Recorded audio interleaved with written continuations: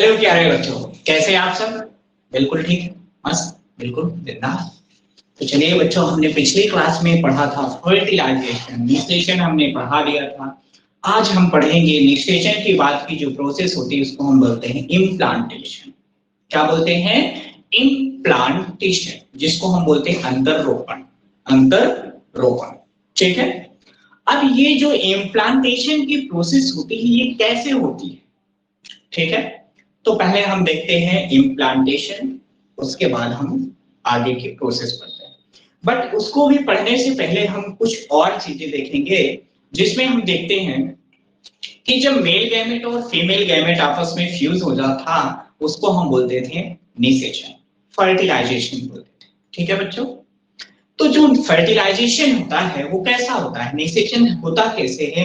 तो आपने देखा था कि जब नर युग्मक और मादा युग्मक आपस में फ्यूज करते थे, आपस में मिल जाते थे, तो उसको हम बोलते थे निषेचन, फर्टिलाइजेशन बोलते थे, ठीक है।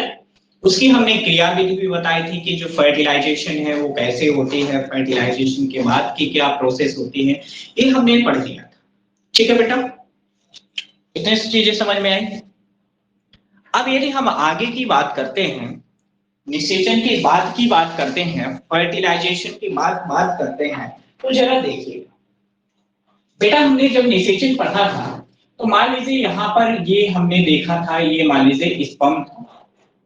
क्या था ये? मान लीजिए स्पर्म था, और मान लीजिए ये क्या था? ओवा था, ठीक है। ये क्या था? ओवा था, यानी एग था, ठीक है। ये शुक्राणु था और ये क्या था? अंडाणु था, ठीक है बेटा। अब इन दोनों में क्या डिफरेंसेस है जरा देखिए बेटा। यदि हम देखें तो दोनों हैप्लॉइड सेल है, यानी दोनों अगुणित कोशिका है, अगुणित कोशिका है, ठीक है। ये भी अगुणित कोशिका है,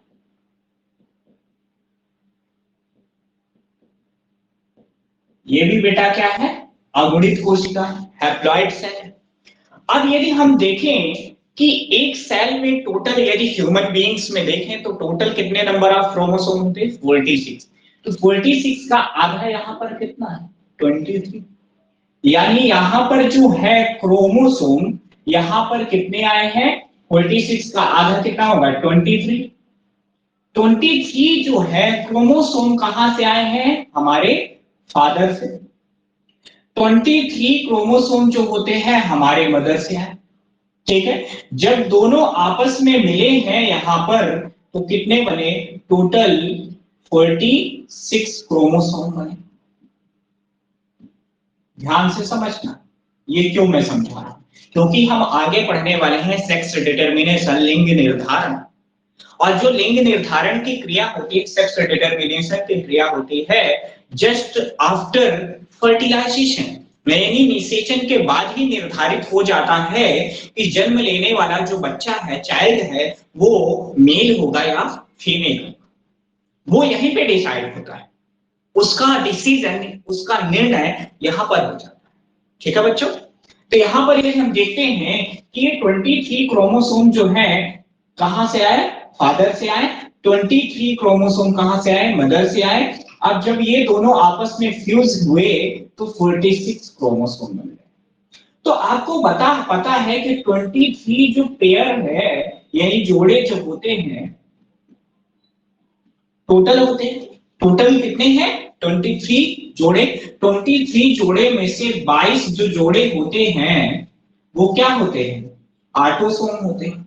आटोसोम होते हैं। आटोसोम का मतलब क्या होते हैं? समान होते हैं, एक समान होते हैं। लेकिन एक जोड़ा जो होता है, एक जो जोड़ा होता है, जोड़ा क्रोमोसोम का जो होता है वो क्या होता है? भिन्न होता है। ध्यान रखना, फीमेल में तो दोनों में सेम होता है, फीमेल में सभी तो सेम होते हैं, लेकिन फीमेल में जो एक जो है और एक वाई होता है। क्या होता है? एक एक्स होता है और एक वाई क्रोमोसोम होता है। किसमें ये होता है? ये नर में होता है। किसमें होता है? नर में होता है। क्योंकि सेक्स डिटर्मिनेशन के लिए, लिंग निर्धारण के लिए जो मेन रिस्पॉन्सिबल पर्सन होता है वो मेल होता है, क्योंकि मेल में ही जो 23वां जोड़ा जो क्रोमोसोम होता है वो डिफरेंट होता है। ठीक है, होते तो मेल फीमेल में भी है 23 22 प्लस एक्स एक्स इसमें भी होते हैं, और इसमें होता है 22 प्लस एक्स वाई होते हैं, याद रखना बेटा। यहाँ पर एक्स वाई में ये जो वाई क्रोमोसोम होता है ये डिफरेंट होता है, अलग होता है। किसमें? मेल में। किसमें? मेल में, ध्यान रखना। तो बेटा यहाँ पर ये जो 23 वाई क्रोमोसोम होता है ये डिफरेंट है, और यही निर्धारित करता है, क्या करता है? निर्धारित करता है कि जन्म लेने वाला जो चाइल्ड है वो मेल होगा या फीमेल होगा। ठीक है, तो यहां पर यही है कि यदि मान लीजिए एक्स और वाई क्रोमोसोम किसमें है? ये मेल में। ठीक है, इतना समझ में आया? तो यहां पर यदि मान लीजिए यहां पर ये जो आने वाला जो शुक्राणु है, क्या है? शुक्राणु है। इसमें मान लीजिए 22 क्रोमोसोम क्या होंगे? सेम होंगे। एक क्या होगा? डिफरेंट होगा, या एक्स हो सकता है 22 प्लस वाई हो सकता है। ठीक है, इतना समझ में आया कि नहीं? आ गया? यदि मान लीजिए 22 प्लस एक्स एक्स है और इधर भी 22 प्लस एक्स से मिला तो क्या बनाएगा? 44 प्लस क्या बनाएगा? एक्स और एक्स बनाएगा। ठीक है, 22 तो कितने होंगे? 44 45 46 क्रोमोसोम। यदि मान लीजिए यहाँ पर x और y है और 22 प्लस एक्स एक्स एक्स के साथ मैच किया तो क्या बनाएगा? 44 प्लस एक्स और y बनाएगा। बनाएगा कि नहीं बनाएगा? बनाएगा ना। तो यहीं पे ये डिसाइड हो जाएगा, यदि ये बनता है तो क्या होगा? फीमेल होगा, और यदि ये बनता है तो मेल होगा। इतना समझ में आया कि नहीं आया? हम आगे बात करें।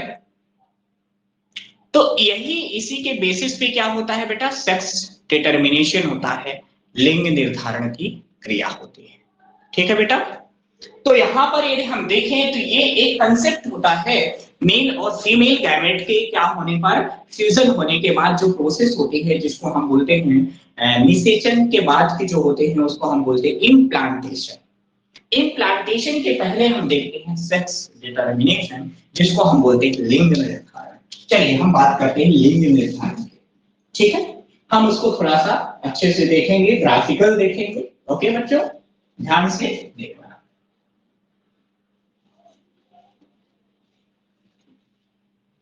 यदि हम देखते हैं लिंग निर्धारण, क्या लिंग निर्धारण, ठीक है, इसी को हम बोलते हैं सेक्स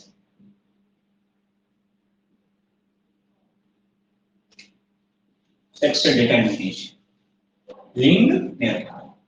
अब चलिए मान लीजिए ये क्या है? मेल है, और मान लीजिए ये क्या है? फीमेल है। ठीक है, ये क्या है? मेल है, और ये क्या है? फीमेल।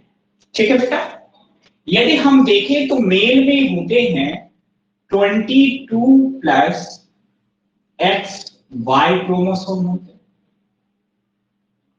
ठीक है, फीमेल में जो होते हैं ये 22 प्लस एक्स और एक्स क्रोमोसोम। ठीक है, इतना समझ में आया कि नहीं? इसमें क्या है? ये 22 क्या है? पेयर है। क्या है? पेयर है, जोड़े हैं। यहां पर 22 प्लस एक्स एक्स क्या है? जोड़े हैं। ठीक है, यदि हम यहां पर देखें तो इनमें से यदि हम गैमेट फॉर्मेशन करते हैं तो गैमेट यहां पर 2 टाइप्स के बनेंगे।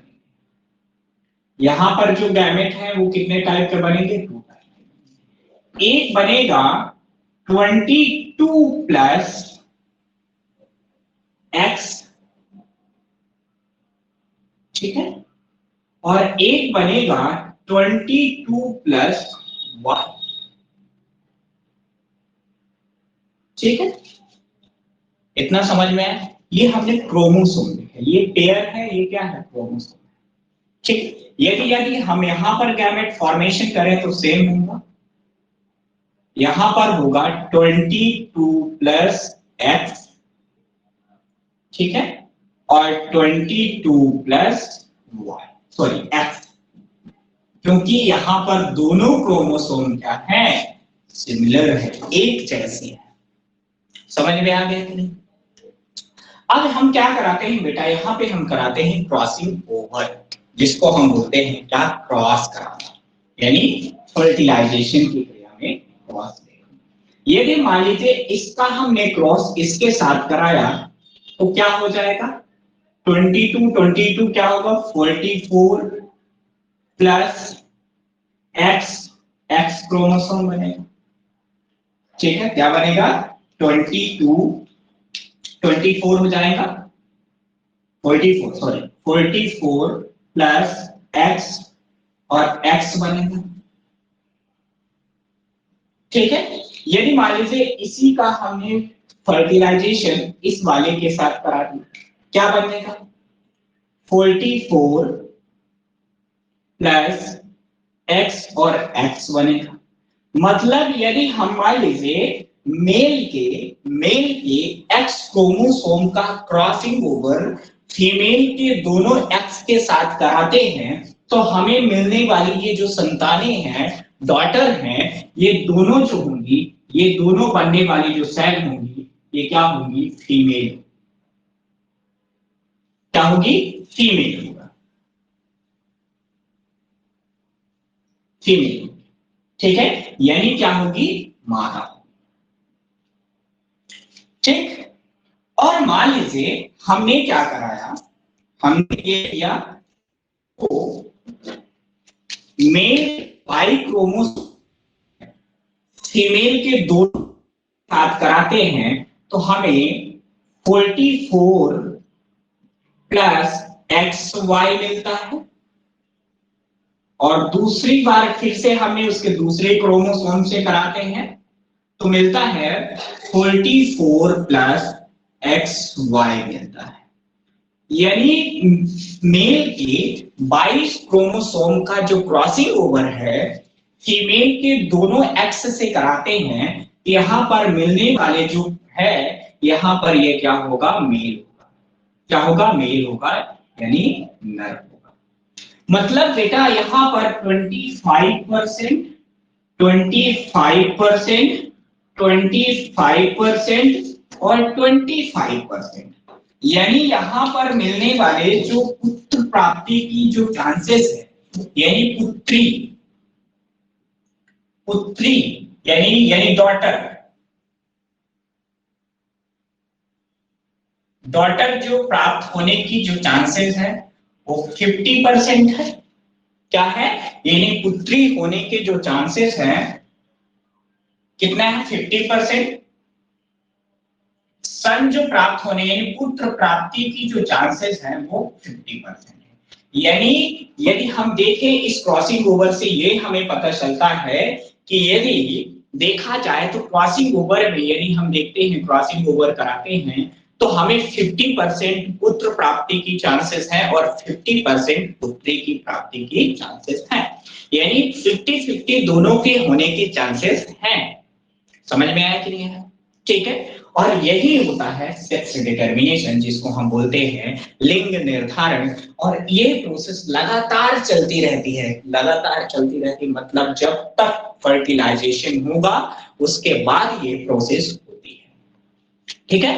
यानी फर्टिलाइजेशन के समय ही डिसाइड हो जाता है कि जो बनने वाला जो जाइगोट है, ध्यान रखना, जो बनने वाला जाइगोट है वो मेल होगा या फीमेल होगा। मतलब जो मेल का जो स्पर्म आकर फीमेल के ओवर से फर्टिलाइज किया है, वो जो यदि मान लीजिए वो जो क्रोमोसोम आया है, यानी जो स्पर्म आया है, यदि मान लीजिए उसमें वाई क्रोमोसोम है तो होने वाला जो चांसेस है तो पुत्र प्राप्ति के चांसेस।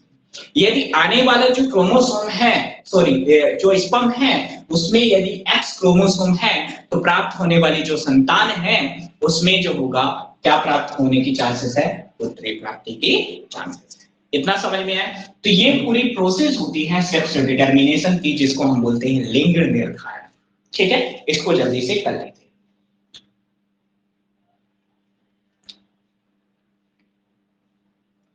इसको जल्दी से कर लीजिए, फिर हम आगे बढ़ते हैं।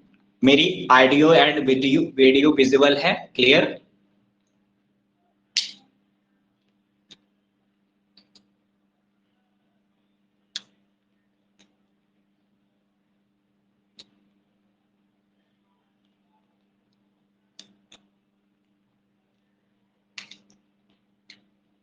ऑडियो एंड वीडियो विजिबल है कंप्लीटली अच्छे से।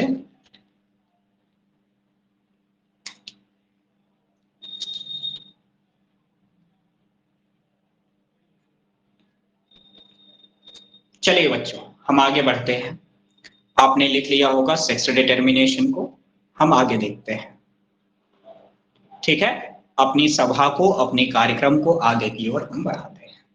ठीक है बेटा, तो आगे यदि हम देखते हैं तो इसके बाद जो होता है वो होता है इम्प्लांटेशन। क्या होता है? इम्प्लांटेशन। ठीक है, जिसको हम बोलते हैं अंतरोपण। ठीक, इसको वीडियो को पॉज करेंगे यदि नहीं लिखे हैं और लिखेंगे।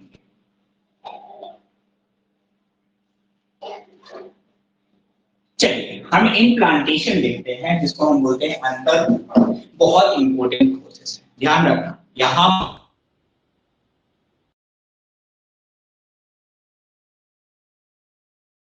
मेल गैमेट आपस में फ्यूज हुआ, होता है रिलाइजेशन के बाद बना है आफ्टर डिसीजन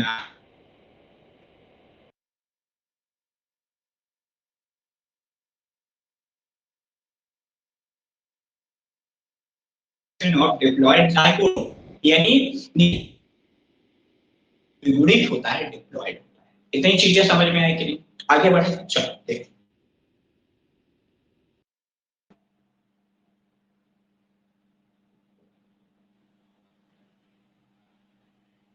ठीक है, इसको हम बोलते हैं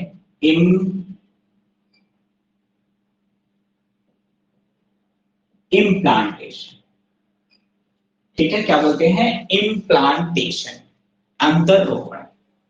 ठीक है, अब अंतरोपण की क्रिया कैसे होती है पहले वो देखते हैं। ठीक है, हमने कल जो लास्ट क्लास में आपने देखा होगा, एक इस तरह से हमने स्ट्रक्चर फॉर्म किया था, बनाया था।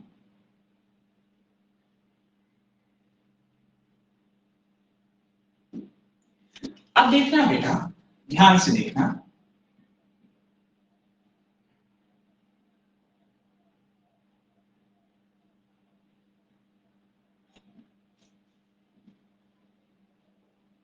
अब यहां पर आप देख रहे हैं, क्या देख रहे हैं? गर्भाशय है ये सर्विक्स है। क्या है? सर्विक्स है। इधर के क्या होगा? ये वेजाइना है। ठीक है, ये गर्भाशय। ठीक, अब देखो यहां पर जो है, यहां पर हुआ था निषेचन। यहां पर क्या हुआ था? निषेचन। ठीक है, क्या हुआ था? निषेचन, क्योंकि ये क्या होता है? स्थमस होता है। क्या होता है? स्थमस होता है। यहाँ पर मेल गैमेट और फीमेल गैमेट आपस में फर्टिलाइजेशन हुआ था, यहाँ बना था, ये बना था जाइगोट। क्या बना था बेटा?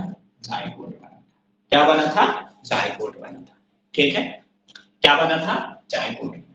ठीक, अब ये जो जाइगोट है क्या यहीं पर रहेगा? यहीं पर होगा क्या?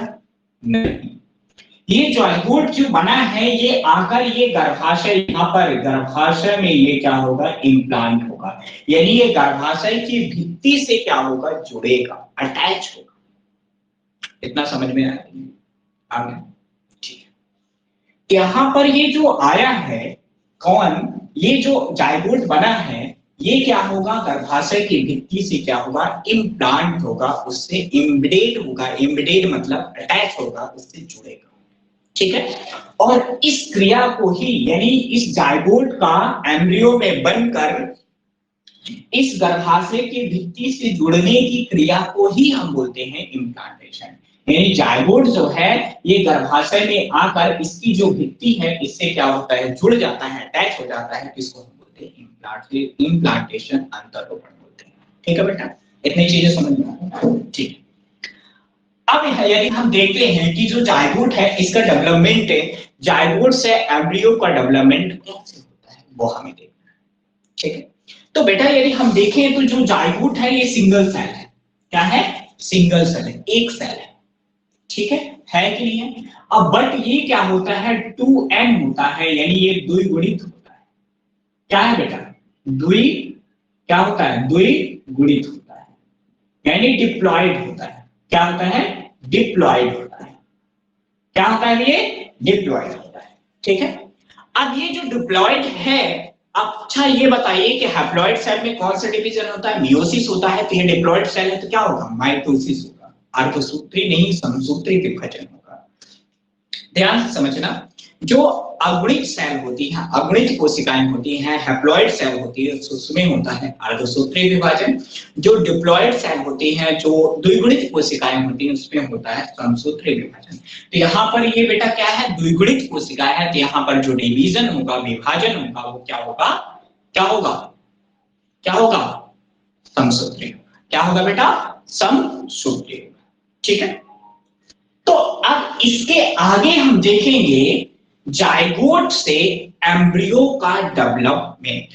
ध्यान रखना, जाइगोट से एम्ब्रियो का डेवलपमेंट, यानी जो जाइगोट है इससे एम्ब्रियो का डेवलपमेंट कैसे होता है वो हमें।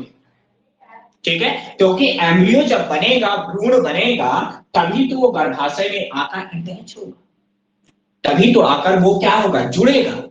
समझ में आया? तो इसको हम आगे की देखना है। पहले आप इतना कर लो जल्दी, फास्ट, क्विक फास्ट।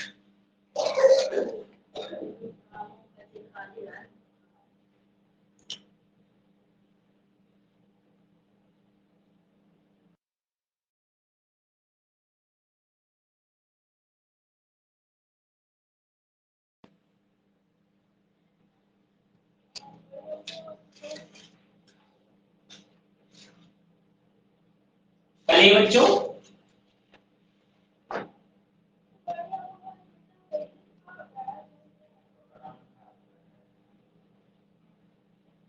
चलिए देखते हैं, आगे बढ़ते हैं।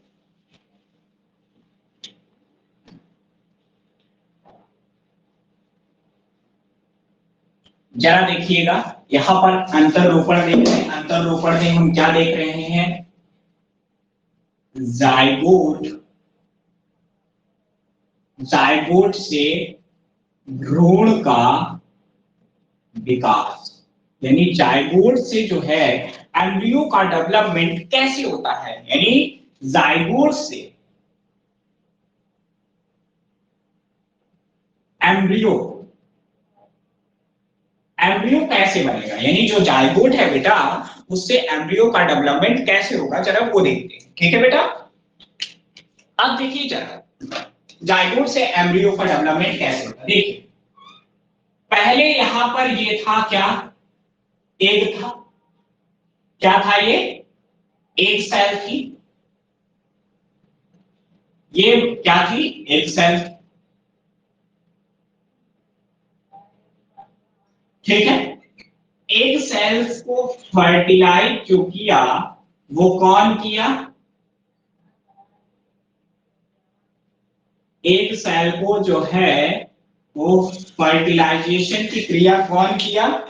वो किया, ये किया, शुक्राणु की। ठीक है, अब ये जो एक फर्टिलाइजेशन हो गया, यहां पर ये क्या हुआ है? यहां पर है अंडाणु। क्या है ये? अंडाणु है। ध्यान से समझ, क्या है? अंडाणु। क्या है ये? अंडाणु। यहां पर क्या हुआ? निषेचन हुआ। निषेचन के पश्चात यहां पर ये जो बनेगा, क्या बनेगा? यहां पर ये जो सेल बनेगी इसको हम बोलेंगे, यहां पर ध्यान रखना, यहां पर क्या आएगा? एक न्यूक्लियस इसका आया है, दूसरा न्यूक्लियस इसका आया है। यहां पर ये जो बनेगा, यहां पर ये बनेगा, यहां पर ये जो है जाइगोट होता है। ठीक है, क्या होता है? जाइगोट होता है। और ये जो जाइगोट होता है द्विगुणित होता है। क्या होता है? द्विगुणित। अब क्या होता है बेटा, इस जाइगोट में, इस जाइगोट में क्या होता है? इस जायगोट में होता है समसूत्री विभाजन। समसूत्री विभाजन, जब इसमें समसूत्री विभाजन होता है बच्चा, तो ये एक सेल से ये बनता है, इसके अंदर दो सेल बनती है। ठीक है, एक सेल से इसमें क्या बनी, दो सेल। ठीक है बेटा, अब इसके दो सेल से फिर से इसमें समसूत्री विभाजन होगा, ध्यान रखना। फिर से इसमें क्या होगा, समसूत्री विभाजन होगा।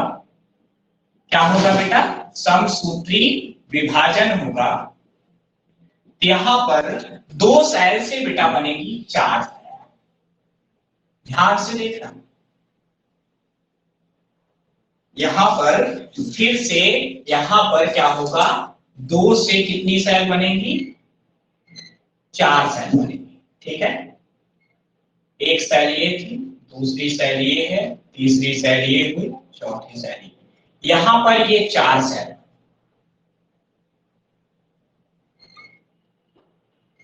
ठीक है, अब इन चार सेलों में फिर से क्या होगा, ध्यान रखना। अब यहां पे ये समसूत्री विभाजन चलता रहेगा, फिर से माइटोसिस होगा। माइटोसिस को हम बोलते हैं समसूत्री। क्या बोलते हैं, समसूत्री। तो बेटा यहां पर दो से, देखा, एक से दो, दो से चार, चार से यहां बनती है आठ कोशिकाएं। ध्यान से समझना, कंसेप्ट को ध्यान से समझना। अभी कितनी थी, चार थी, अब कितनी कोशिकाएं बनेगी, आठ कोशिकाएं बनेगी। एक, दो, तीन, चार, पांच, छह, सात और ये सभी में। ठीक, अब ये जो आठ कोशिकाएं हैं, फिर से इसमें क्या होगा, इस सेल में फिर से होगा माइटोसिस। क्या होगा, माइटोसिस। तो यहाँ पे आठ सेल है, तो फिर से बनेगी 8 से 16 सेल बनेगी। अभी 8 सेल थी, अब कितनी सेल बनेगी, 16 सेल बनेगी। 16 सेल स्टेज, 2, 3, 4, 5, 6, 7, 8, 9, 10, 11, 12, 13, 14, 15, सॉरी थोड़ा बड़ा कर, 1, 2, 3, 4, 5, 6, 7, 8, 9, 10, 11, 13, 15, यहां पर ये 16 सेल। कितनी हो गई, 16 सेल। ठीक है, यहां पर ये क्या है, 1 सेल स्टेज। यहां पर क्या है, 1 सेल। यहां पर कितने हैं, 2 सेल। यहां पर कितनी है, 4 सेल है। यहां पर कितनी है, 8 सेल है। यहां पर कितनी है, 16 सेल है। ठीक है, अब ये आगे विभाजन फिर से करेगा। ये जो 16 सेल है, ये फिर से इसमें डिवीजन होगा और ये बनाएगा 32 साइड स्टेज। कितना बनाएगा, 32 साइड स्टेज। ठीक है, कितना बनाएगा, 32 साइड स्टेज बनाएगा। ठीक है, यानी 32 कोष की अवस्था। 1, 2, 3, 1, 2, 3, 4, 5, 6, 7, 8, 9, 10, 11, 12, 13, 14, 15, 16, 17, 18, 19, 20, 21, 22, 23, 24, 25, 26। ठीक है, यहां पर इस तरह से क्या होता है, ये 32 साइड स्पेस होता है। ठीक है, ये सभी न्यूक्लिएटेड, सभी क्या है, न्यूक्लिएटेड। ठीक है, ये सभी क्या है, न्यूक्लिएटेड। बट ये जब 32 साइड स्पेस का हो जाता है, यहाँ पर एक कैविटी बन जाती है। क्या बन जाती है, कैविटी। यहाँ पर ये गुहा का निर्माण, क्या बन जाता है, एक गुहा बन जाती है। यहाँ पर ये कैविटी बन जाती है। ठीक है, इसके अंदर भी बहुत सारी सेल है। ठीक, अब ध्यान से सुनना। यहाँ पे यदि ध्यान से सुनते हो तो 2 सेल से जो होता है, कितना, 2 सेल से लेकर 4 सेल तक, 2 से लेकर 4 सेल की स्टेज की अवस्था को हम बोलते हैं, 2 से 4 कोष की अवस्था को हम बोलते हैं ब्लास्टोमियर। क्या बोलते हैं? 2 से 4 कोष की अवस्था को हम बोलते हैं ब्लास्टोमियर्स बोलते हैं। क्या बोलते हैं? ब्लास्टोमियर्स बोलते हैं। 2 से 4 कोष की अवस्था को हम बोलते हैं ब्लास्टोमियर्स। ठीक है, इतना समझ में आया? और 8 से 16 कोष की अवस्था को हम बोलते हैं मोरूला। क्या बोलते हैं? मोरूला बोलते हैं। क्या बोलते हैं? मोरूला। Blastomere, morula. ठीक है, इतना समझ में आया कि नहीं? 8 से 16, 16 से 32, ये 32 सेल स्टेज, 32 सेल। और 16 से 32 सेल स्टेज को हम बोलते हैं 16 से 32 सेल स्टेज को हम बोलते हैं ब्लास्टोसिस्ट। क्या बोलते हैं? ब्लास्टोसिस्ट बोलते हैं। ध्यान से समझना, बहुत इंपॉर्टेंट ये है। 2 से 4 सेल स्टेज को हम बोल रहे हैं ब्लास्टोमियर्स बोल रहे हैं। 8 से 16 सेल स्टेज को हम बोल रहे हैं मोरूला बोलते हैं। 16 से 32 सेल स्टेज को हम बोलते हैं ब्लास्टोसिस्ट बोलते हैं। क्या बोलते हैं? ब्लास्टोसिस्ट। क्या बोलते हैं बेटा? ब्लास्टोसिस्ट बोलते हैं। क्या बोलते हैं? ब्लास्टोसिस्ट। क्या बोलते हैं? ब्लास्टोसिस्ट बोलते हैं। ठीक है, यानी इसके बाद जो होता है, ये सेल जो स्टेज है, इसमें चारों तरफ एक क्या होती है, इसमें दो भागों में ये डिवाइड हो जाता है, एक बाहरी और एक आंतरिक। ये दो भागों में डिवाइड होती है, यानी जो ब्लास्टोसिस्ट होता है बेटा, ये दो भागों में क्या होता है? डिवाइड होता है। ठीक है, इसके बाहरी अवस्था को हम बोलते हैं ट्रोफोब्लास्ट। क्या बोलते हैं? ट्रोफोब्लास्ट बोलते हैं। क्या बोलते हैं? ट्रोफोब्लास्ट बोलते हैं। इसके बाहरी संरचना को हम बोलते हैं, इसके बाहरी संरचना को हम बोलते हैं ट्रोफोब्लास्ट बोलते हैं। इसके बाहरी संरचना को हम क्या बोलते हैं? ट्रोफोब्लास्ट। और इसके आंतरिक संरचना को हम बोलते हैं इनर, ठीक है, inner cell mass, cell mass, inner cell mass. क्या बोलते हैं? इनर सेल मास, अंतर कोश की संगठन यानी संयुग्म। ठीक है, तो ये दो भागों में डिवाइड होगा। अब ये जो ब्लास्टोसिस्ट होता है, ये आगे जाकर ये कन्वर्ट होता है एम्ब्रियो में। ये एम्ब्रियो में कन्वर्ट होगा तो कैसी संरचना बनाएगा? ये ऐसी कुछ संरचना डेवलप करता है। ठीक है, ये एम्ब्रियो बनाएगा। ये क्या बनाएगा? एम्ब्रियो बनाएगा। इसमें ये जो एम्ब्रियो है, इसको हम बोलते हैं एम्ब्रियो। ध्यान रखना, ये 32 से ऊपर की जो सेल होती है, 64 से जो और आगे की जो अवस्था होती है, इसको हम बोलते हैं भ्रूणी अवस्था यानी एम्ब्रियो। ठीक है, यहां पर ब्लास्टोसिस्ट को भी एम्ब्रियोनिक अवस्था हम बोलते हैं, इसको भी हम भ्रूणी अवस्था बोलते हैं, भ्रूणीय प्रवस्था बोलते हैं। क्या बोलते हैं? भ्रूणी प्रवस्था बोलते हैं। ठीक है बेटा, यहाँ पर जो इनर सेल मास, इसके आगे की जो ब्लास्टोसिस्ट की जो आगे की अवस्था होती है, इसको हम बोलते हैं एम्ब्रियोनिक अवस्था, एम्ब्रियोनिक अवस्था, भ्रूणी प्रवस्था। यहाँ पर ये जो फिंगर लाइक प्रोजेक्शन दिख रहे हैं, इसको हम बोलते हैं कोरियोनिक विलाय। क्या बोलते हैं? कोरियोनिक, कोरियोनिक विलाय बोलते हैं। क्या बोलते हैं? कोरियोनिक विलाय बोलते हैं। क्या बोलते हैं बेटा? कोरियोनिक विलाय बोलते हैं। क्या बोलते हैं? कोरियोनिक विलाय। अब ये जो कोरियोनिक विलाय होती है, यही जाकर किससे अटैच होती है? ये जो कोरियोनिक विलाय है, ये जाकर किससे? गर्भाशय से क्या होती है? जुड़ जाती है। ठीक है, और इस क्रिया को हम बोलते हैं इम्प्लांटेशन। इतनी प्रोसेस लिख लो जल्दी से, फिर हम इसके आगे बताते हैं इम्प्लांटेशन कैसे होता है। जल्दी फास्ट लिखिए।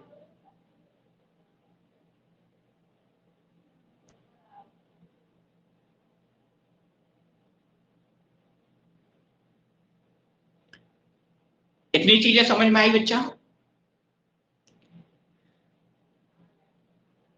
चलिए हम आगे देखते हैं, आप वीडियो को पॉज करेंगे और लिखेंगे, ठीक है।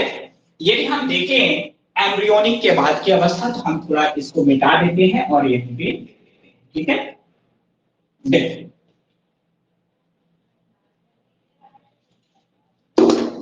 यदि आगे की अवस्था इसको यदि हम देखते हैं, तो यहां पर मान लीजिए, ये गर्भाशय वॉल, क्या है ये जो होती है गर्भाशय भित्ति होती है। मान लीजिए क्या होती है, गर्भाशय भित्ति होती है, और इस गर्भाशय भित्ति से ये जो कोरियोनिक विलायें हैं इस तरह से क्या होती है, अटैच हो जाती है। इससे क्या होगी, अटैच, ठीक है। ये गर्भाशय भित्ति से क्या है, इस तरह से ये क्या होती है, अटैच हो जाती है, ठीक है। अब ये इस प्रोसेस को भी हम बोलते हैं अंतररोपण, ठीक है, इम्प्लांटेशन। यानी भ्रूण का गर्भाशय की भित्ति से जुड़ने की जो क्रिया होती है उसे हम बोलते हैं इम्प्लांटेशन। क्या बोलते हैं, इम्प्लांटेशन। तो बेटा इतना समझ में आया कि नहीं आया, कि पहले क्या था, सेल था, पहले क्या था, एग था, फिर उसका फर्टिलाइजेशन हुआ, जाइगोट बना, जाइगोट से क्या हुआ, दो सेल स्टेज यानी समसूत्री विभाजन। यहां भी ये समसूत्री विभाजन,